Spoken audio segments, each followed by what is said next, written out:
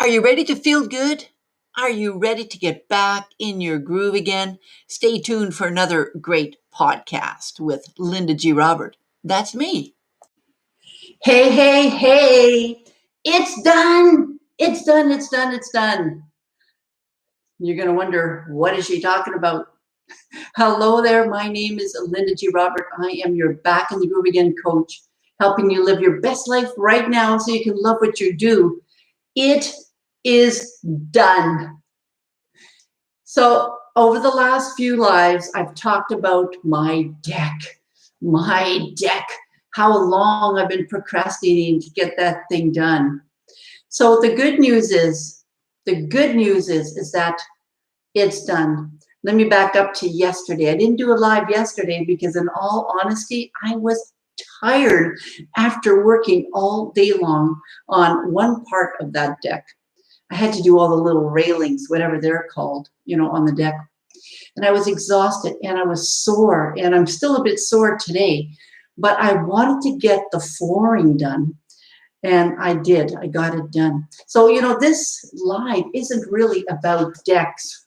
It's not about how to paint a deck. It's not how to, sand a deck. It's not about that. It is about putting your attention on something and getting it done, right? So here's a couple of things that I wanted to share with you. Today, as I'm finishing the deck, I started thinking of distractions, how easily we can get distracted by, from doing things that we really want to do. So, and the distractions can be in many different forms. Distractions can be in the forms of telephone, checking our messages, checking our email messages, going on, any social media platform and checking what's going on. And they're a form of distraction, especially when we have things to work on, when we focus on things. Now, yesterday, I did use some form of distraction because I'm telling you, I got the outside part of the railings done. And then I took a little break, so I did use a form of distraction. I went online, checked my emails and all that stuff with the intention of going back to finishing it up. So, when you're being distracted, you want to kind of keep in mind how long you're being distracted for, and is it pulling your attention away from what really, really needs to be done? That's the key, and sometimes distraction can be good. It's a form of entertainment in that sense, right? So I'm not saying that distraction is bad. I'm just saying that sometimes distraction can pull our attention away from really what's important. And also, the other thing I was thinking of and I wanted to share with you is that sometimes distraction can also be a way of self-sabotaging. Here's what I mean about that. So I'm aware that I can easily get distracted, and that pulls me away from finishing, my project.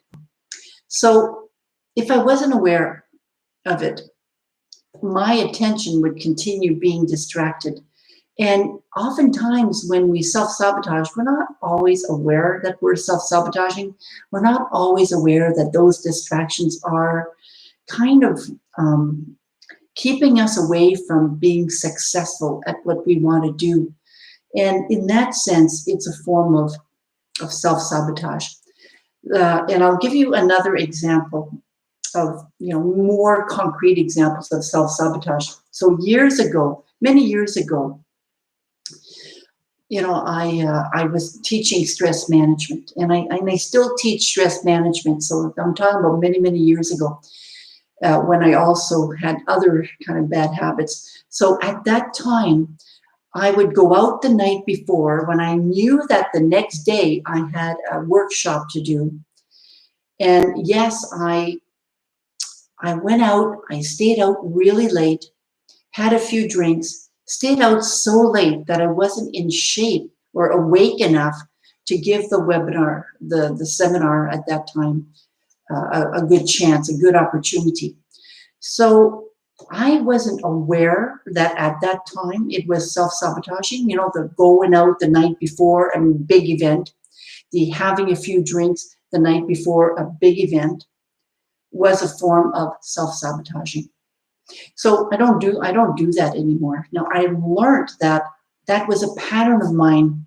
That was a big pattern of mine. So you want to start paying attention to what your patterns are. You might start noticing, every time I have something going on that I really, really want to do, I always do something else to distract me, right? And I never get that other thing done. Never get that other thing done. So those behaviors, those distractions are a form of self-sabotage. My behaviors are going out the night before a big webinar, or it wasn't a webinar at the time, it was actually a workshop. But they're going out the night before and having some drinks the night before was a form of self-sabotage. And I was only able to pick that up, to notice that after I did that a couple of times. And somebody kind of pointed out to me, I wonder if that's self-sabotaging. Well, it was, in fact, because you know what happened was, and I shared this before, and I guess I'll talk a little bit about that. I shared this before on other lives and other videos. I used to smoke cannabis, right? When it was illegal, I used to smoke it. And that was a form of self-sabotaging too. And until I quit that, which happened to be 10 years now, and you know, not drink. I mean, I'll have a social drink, but until I changed those behaviors and didn't self-sabotage anymore, that's when I started noticing it. So before, I really wasn't aware of the fact that those behaviors, either going out the night before or drinking, was forms of self-sabotage. It was until I stopped doing those things, those behaviors, that I noticed that I was more successful because I was more alert, more awake. I would say something and do it, as opposed to saying something but then getting distracted, you know, by other things and not doing it at all. So these are things that, you know, be mindful of. You know, are you kind of using distractions as a form of self-sabotage? Are you using distractions to kind of avoid what's going on, you know, or projects that you want to do? And again, I'm not saying that distractions aren't good, you know, because we need a break, you know, like when was it today? Today I actually finished painting the flooring of my deck. Here's what happened. I was sitting on the deck floor on my little bench because I decided to start painting it with a paintbrush. And my bench broke. My bench broke. It broke. And I was like, oh my God. And I didn't have another small bench around. So I needed to get that project done. And I was so focused on getting it done that I changed my clothes. I got in my car. I went to Home Hardware. I picked up a small bench. I came back, you know, so that was a distraction that did pull me away from my project, but it was consciously, it was done on purpose. I redirected my attention on something else so that I could finally finish that project. And when I came back, I got my bench, I sat down, and I continued my projects. I was really, really, really happy with that. The other thing I want to add that I learned, so my intention was to complete, you know, my decks.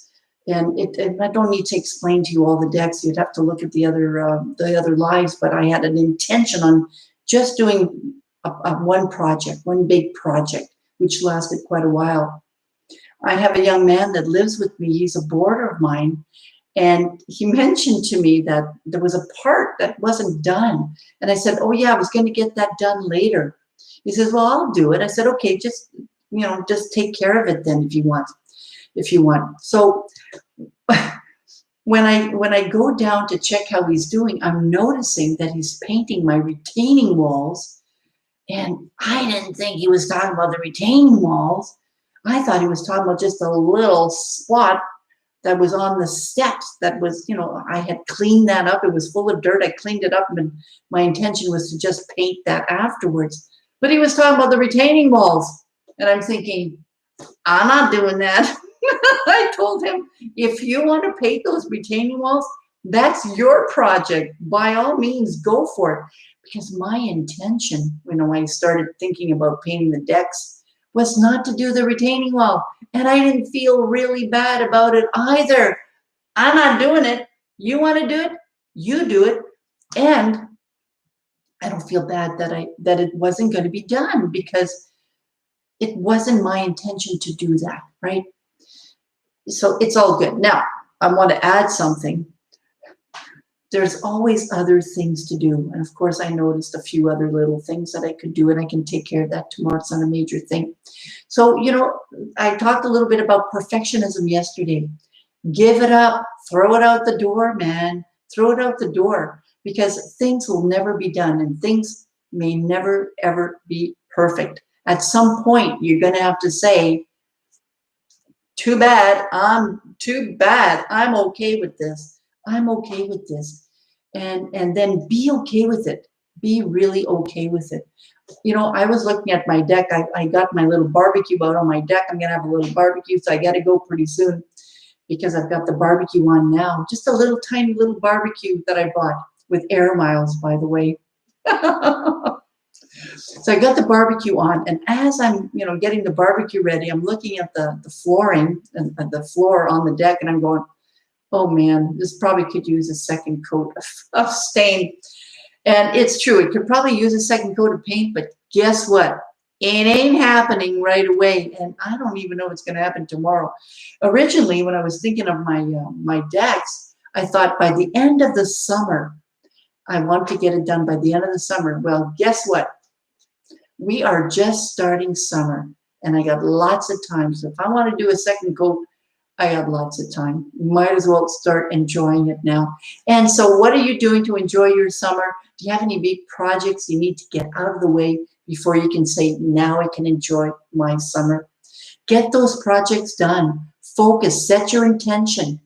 I want to get it done by this date. Then set your date. I'm going to get it done by this one date. I shared that on my other lives, right? And then work backwards. What needs to get done before you actually start doing that project? There's a lot of little things that might need to get done. Like in my case, it was I needed to sand and I need to pressure wash and all those. Well, I need to buy a pressure wash, all those little things, all those little tiny little details that I can't stand, but that still needs to be done, right? So think about it. And if you need support on any of your projects, check me out. My name is Linda. I'm your Back in the Groove Again coach. I'm here to help you live your best life now so you can love what you do. I am a coach, and I am here to really support you in whatever projects you have, whatever goals you have. I'm here to provide you that support. So you take care, and take a look at my hands. This apparently is acrylic and something else that's really hard to take off. I had to get some thinner, but anyways, I'll take care of this later. Bye for now, everybody. Take care, and don't forget to subscribe to my YouTube channel. Bye.